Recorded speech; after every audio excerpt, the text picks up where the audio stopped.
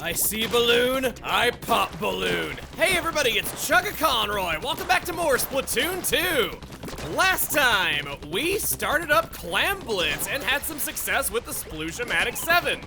Weapon that I personally don't really think about too often, but I kinda liked it for the context that we were doing things. This time... How'd you going, didn't I? I'm not doing the thing I said I wasn't going to do last time for ironic effect! Octo Commander Fortress, I didn't read the rest.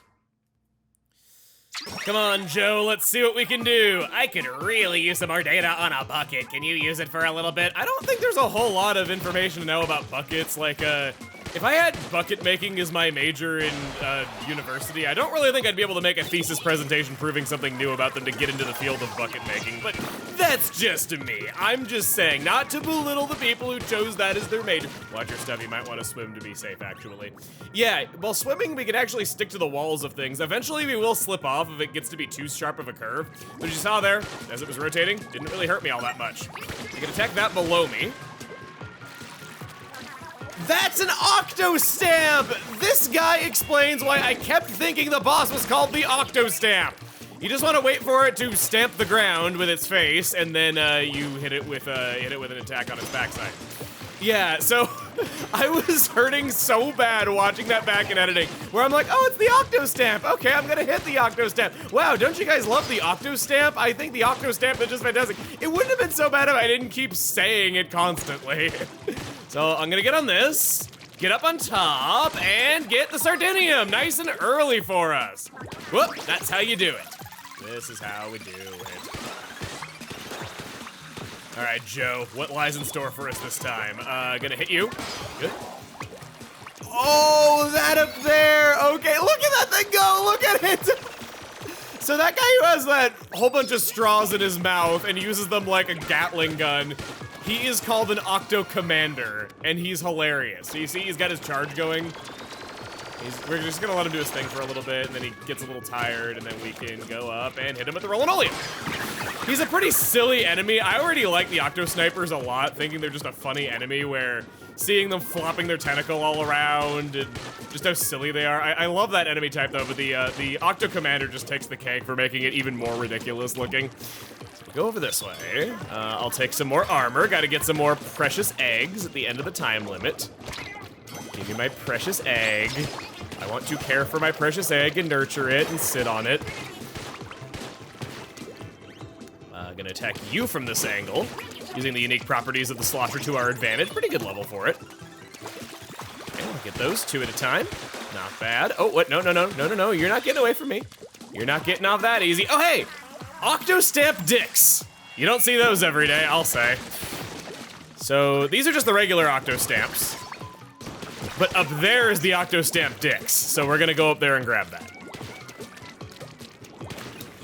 Here, making sure that I'm not missing anything here. Okay, no, it looks pretty good. The Octo Stamp Dicks is unsplatable. Get the key and get out of there. Yeah, I don't want to be caught between the dicks in a hard place. Okay, let's go over this way. So this is a rare enemy that only appears in a few levels. There's some underwear that's lost underneath it. I guess to the pilot of this thing, it would be like losing it under your bed. I just wanted to show that really quickly that they bothered to do that. There's another item under there as well. It's like a sticker maybe? There's some stickers on the back. Come on. What is that? Yeah, it is a sticker. Okay, it's a sticker depicting an octopus. Before I go back, I must check, yes! Felt like the exact place they would hide a meal ticket. I want a ticket to myself. Why would I not? You know, on that note, not only do I really miss throwing controllers though, but I've always been kind of jealous of the people who get to sit in the audience of our show because it honestly looks like a pretty fun show to be a contestant on, and I've always been kind of sad that I don't get to. As for that key, I've said innumerable times that it looks like Donkey Kong, but people pointed out to me that the keys are actually crabs. They have little nub legs on the sides. The top of it that I think is Donkey Kong's eyes is actually their claws latched together. They're crabs. I never noticed that before, and it makes so much more sense than what I was saying. I was like, why would they make the key look like Donkey Kong's face? But no, it's a, oh god, splatter eyes. Nice.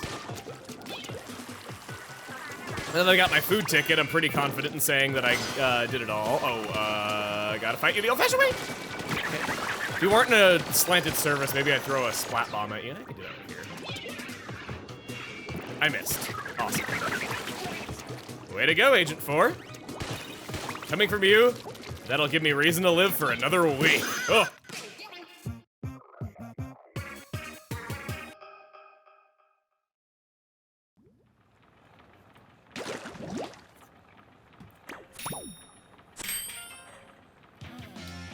Krusty Sean can have my ticket and whoa. When smoke rises from the 7 rings, the pink fish will emerge from the sea, devouring all the creatures of the land. The Book of Madai, Chapter 10, Verse 10. Theology in the world of Splatoon. It was mutated salmons that spelled the end for humankind. If you didn't know, Splatoon is a post-apocalyptic shooter. This is Earth.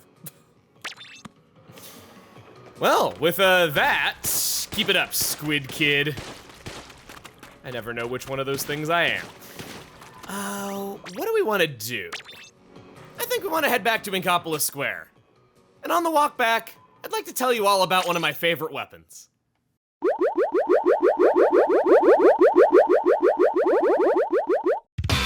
Wholly unique weapon class all its own, Bloblobber! It looks like a slosher, but shoots bubbles that bounce along the ground and ricochet off walls. Nothing else in Splatoon can do a bank shot. No other main, sub, or special behaves this way, and to aid in this mission, it's one of the longest range weapons, almost to the likes of the Hydra Splatling. Each slosh creates one big bubble followed by 3 smaller ones. The first one is likely to slow the enemy down, causing subsequent bubbles to land.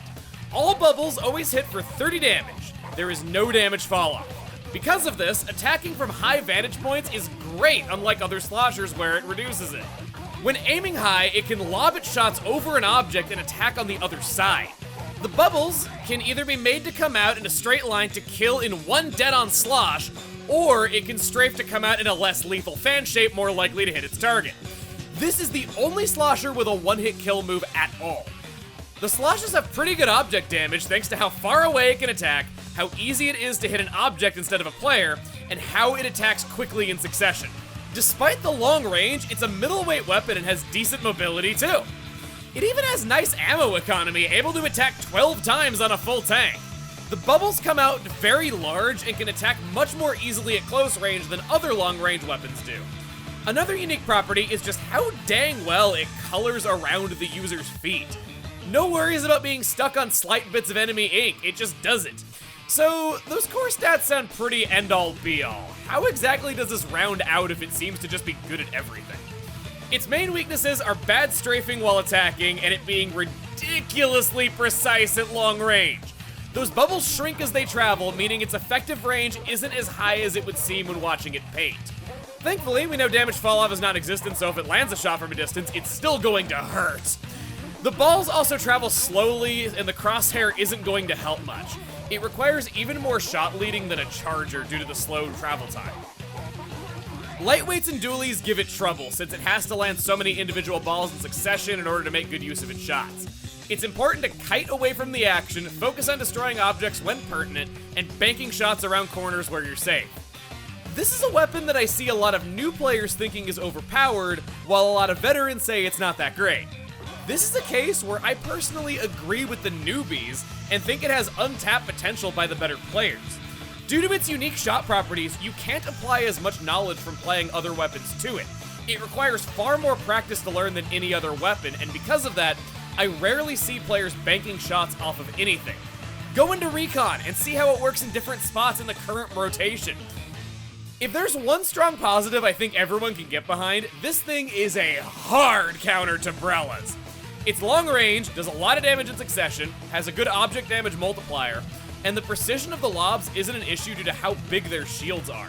Plus, it can even lob around objects and hit Umbrella from behind. I feel like this is a good weapon that went unnoticed due to its initial hype being its object damage, which they quickly nerfed, and beyond that, it required completely different game sense in order to learn how to play. Main power-ups! Main power-up on the Blob and Bloblobbers is lob blobs that spread out after fusing with the ground. This stacks with special charge up, resulting in more frequent specials if a favorite gear piece just happens to have it. Its sub-weapon is Splash Wall. It's long range, and this allows it to hold ground longer than it would be able otherwise.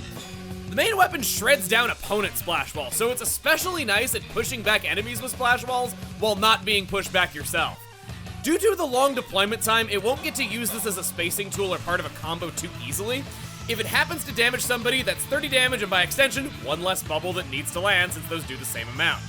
Tossing it preemptively and showering underneath it can allow the Bloblobber to swim to the opposite side quickly if needed, giving it a nice way to fight close to the action and not having to fight from as far away. Its special is Ink Storm. On a longer range weapon, this is a good fit. The damage is also pretty nice, and squished up enemies are easy to take out with a fan shape attack if they're stuck for a moment. A Bloblobber is already pretty decent at painting, and this would make it able to color in a zone quite quick. It's also pretty easy to see from a high vantage point where enemies in an Ink Storm are going to move, and it can pre-fire there. Unfortunately, this is a weapon without anything that lets it space out. Painting and taking advantage of its funky shots are what it does. I recommend any kind of map with splat zones or Rainmaker for this one, preferably with ledges overlooking the objective and choke points into mid. The weapon is very weak at tower control. Imagine trying to attack someone on the tower with such a straight shooting weapon that bounces along the ground. It's not gonna happen, kid. In the way of equipment, we're not done introducing new abilities quite yet, because this is the lone weapon that I recommend Thermal Ink for. Yeah, new ability this far in. Thermal Ink is exclusive to shirts and makes enemies visible to the user through walls for 16 seconds as long as they're directly hit by the main weapon. Since the Bloblobber can easily attack around corners and bank shots off of stuff, this works pretty well and allows for it to make bank shots easier once it's hit once already. The exception to this ability is that Thermal Ink does nothing for indirect hits from blasters, explosives, and sloshing machines. But because Bloblobbers have no damage fall off like those weapons, they get around this rule and always see the benefit. As you become a better player, Thermal Ink has less value, but it does a good job teaching how this weapon works and how enemies might move to react to it. I also want to recommend Object Shredder pretty highly because the object damage being so high is one reason that you would play this weapon. Kit number 2, Bloblobber Deco. Its sub-weapon is Sprinkler. Actually has a tiny bit of synergy. Toss it to sparsely played sections of the map to get free points. High spots are better than low, and with its vantage point, it should be able to do that fine. Its special weapon is Suction Bomb Launcher. At 190 points paired with a Sprinkler, this ain't so bad. Suction Bomb Launcher is a good special, and focus of the set is absolutely high object damage. Between the main and special, there's nothing it can't break. Simply put, it puts everything else to shame in terms of object damage output, and that is my favorite thing about it. Use the free reload to keep the pressure in particularly heated bouts. This holds an area for a while too, making it good at gaining map control. I'm pretty sure every time you use this, it'll land splash damage on at least someone, and that 30 is a nice bridge for the main to land an easier knockout.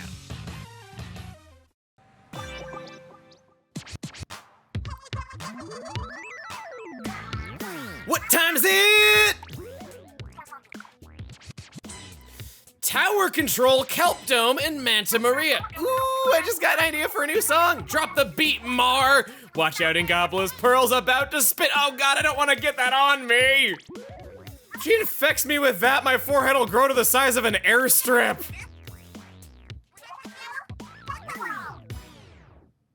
For the record, I think Pearl's actually kind of cool looking, and I think she's a bit overhated. So, we're gonna go into the lobby, and we're gonna be talking about yet another mode today. I'm chilling around the house. This ain't too outlandish of a clothing combo. It just sort of looks like a guy. Sorry. Manta Maria, playing in a brand new mode today. So it's a little weird that I'm showing off tower control with this weapon. I would have much rather have this been Rainmaker, but I am slightly at the mercy of map rotations, and the fact that sometimes you go entire days without a single mode coming up because there's 4 of them and you can't choose which mode you're playing. So, tower control. There is the titular tower in the middle. With this dual layer design, I can attack below me like so. That's pretty cool. I can safely attack from up here. Not a lot of people can get up here easily. I can get on that ledge with my bubbles. And I can just kind of support from the back here with my long range, turfing up a little bit, getting some points for my specials, all that good stuff. When somebody from your team is on the tower, it is based on whose feet touched it first, you get control of it. That's kind of the point. Control of the tower means that it'll move closer to the enemy's goal. You're riding it into their base, so it's like Rainmaker, but slower and on a track. There are various checkpoints, as you can see with that anchor symbol on the ground. You need to be able to get to those checkpoints with enough time. When you get to those checkpoints, you're gonna stay still, you're vulnerable, you gotta keep going. The tower will move faster the more people are on it, and thus it will get past the checkpoints faster as well. For my equipment setup, I have chosen to go with Drop Roller, as I like that ability quite a lot for this weapon. You can do some point-blank kills with it that are pretty fun. Went with some movement with swim speed up, some quick respawn, and quick super jump as well. I'm mainly just trying to use my weird disjointed attack here to get some damage on people. There, checkpoint 2. No. Both times I do my special, I immediately die. We took the tower back, so they're all dead. I see somebody coming into our base, so let's not allow that. A couple somebodies in our base. Gotta stay back. Come on, he's gonna tackle me, really? From here? Can't quite make that. Just barely can't. Nothing? Okay. Let's create an opening for us right here. We gotta start doing stuff. Every time! Oh, I got 2 kills, Okay, that's fine. That almost makes up for that. I'm at 3 and 2 right now. Okay, you're over there. Oh, you're dead. Cool. I'll hop on the tower, or maybe I won't. It's kind of hard whenever the tower's moving away from you to actually make the jump onto it. It's one of my complaints with this mode.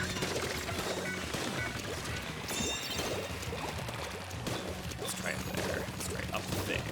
Oh, cool. Oh, baby! Ah! That shows this weapon, man. Okay, so as disappointed as I am that we're not playing the mode that it's really good at because of good object damage, you're seeing that. You can get such wild types of kills with this weapon that are not possible with any other weapon type. It's wholly unique in that way.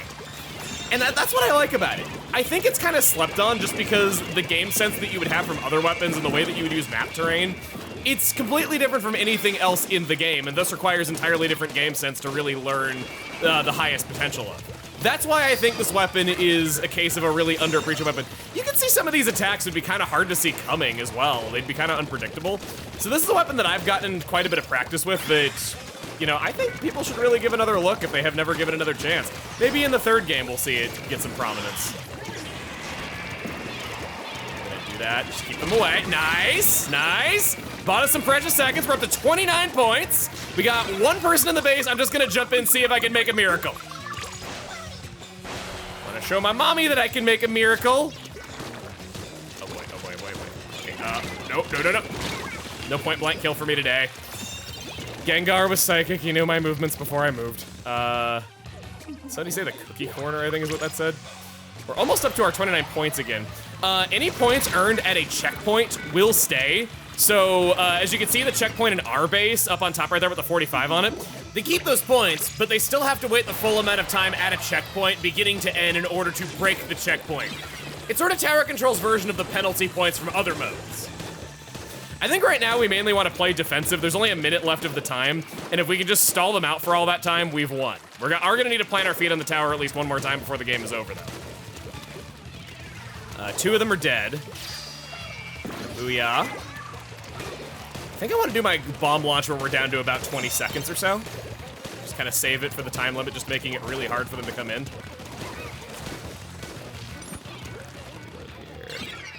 Lost the tower. They took it. Getting them a few times. No, you don't. Over here. I think we're just about... Oh, no. Okay, good. He got him. Saw him out of the corner of my eye. It's time. We're just gonna stall out the rest of the timer.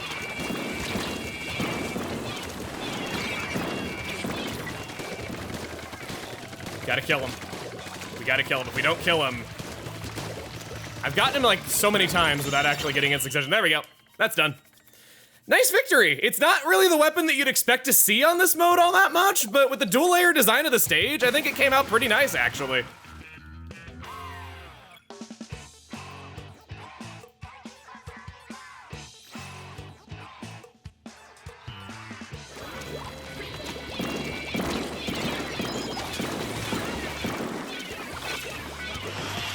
I want to show that I used the bubble blower against them, and it was really cool.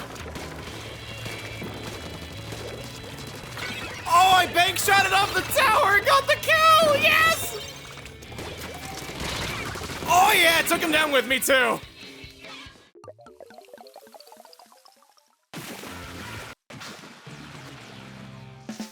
Kelp Dome is cursed. Spelled with a K, just for clarity. Also spelled with a K. This, oh wow, the Gary. I have gotten Manta Maria like 5 times, and I've gotten this once, and we had a disconnect early on in the game, yet we held on and didn't quite get knocked out until the very end of the time limit. So, I'm gonna be taking advantage of the grates on this map, kind of walking on top of them, attacking below me. It's kind of one of the advantages of playing a slosher weapon type on this map. With me having such good range, I can make it difficult for other people to shoot me up here. Gotten some early points on the board, it looks like. Fun bit of trivia for you. The Bloblobber was the beta name for the slosher weapon class back when that was first introduced in Splatoon 1. It's kind of nice seeing a beta name finally get used on a weapon that made it in there, especially because it's such a clever name. That's a play on blah blah. And then there's also the fact that I think it just fits this weapon better than it fit the slosher, because you are actually lobbing blobs at people and all that, so it wasn't quite a good fit there. I'm also taking advantage of the suction bombs on those grates, sticking them to the ceiling so that they'll attack people below them, or indeed throwing them onto a grate above people. Come on. Nope, no. I saw it coming, but I was like out of ink and I kept missing. I was trying to do fan-shaped attacks to get some easy hits on it, but it was never quite enough. Jumping in, we're gonna go up there. Gonna roll to the side. Oh, nope. Wow, that actually saved my life. Drop roller really can save you when you least expect it. It doesn't seem like it would be all that great. It does buff movement stats for a little bit after using the roll too, so it isn't just simply you get to do this one little command that is typically on dualies. It is a stat buff after respawning as well, which kind of plays into my whole quick respawn and all that. I'll do that, and we're just about ready.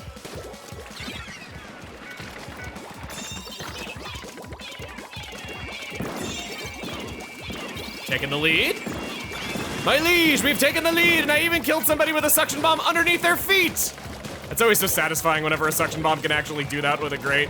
They're up there defending us quite nicely. I'm just gonna toss some ink over their way. Kinda can't do anything here. I'm gonna get tower cleaned here in a second. I'm gonna just get every point I can, and then we'll get back.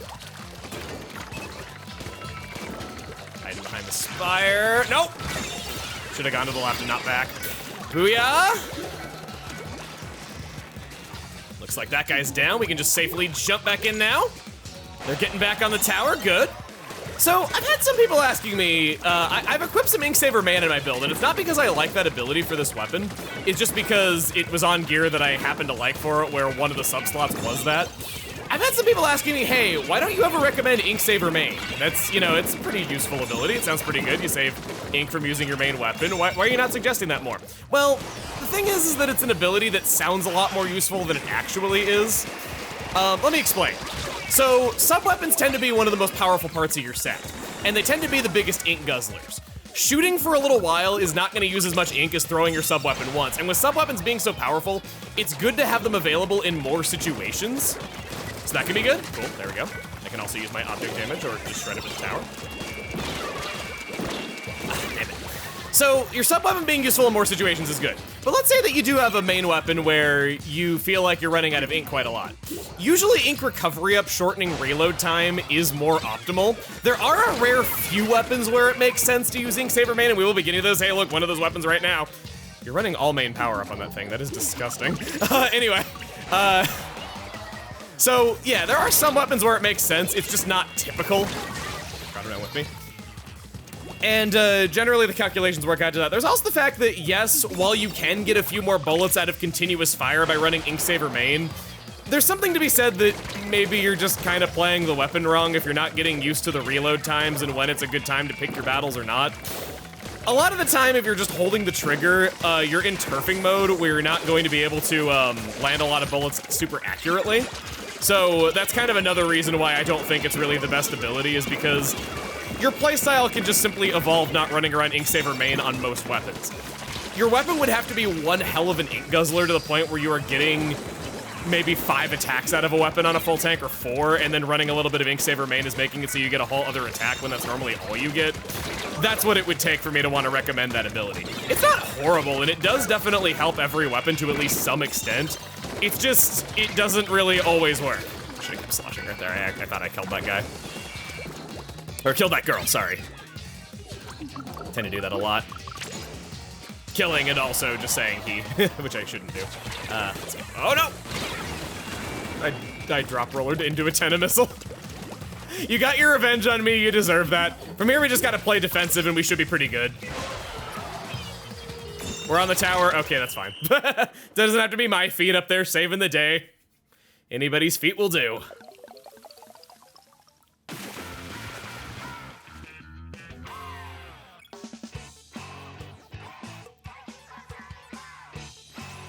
Six kills, got first place. I was turfing up a storm, used my bomb launcher 5 times, didn't use it so effectively that last time.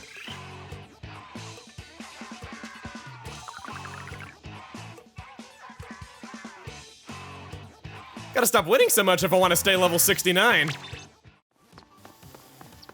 Lot of wins. Rank players suck. I agree. Smelly players at events are terrible. So, next time on Splatoon 2, we are going to be covering the weapon that I think is the single best weapon for teaching general game sense with the kind of game that Splatoon 2 is. See you guys then!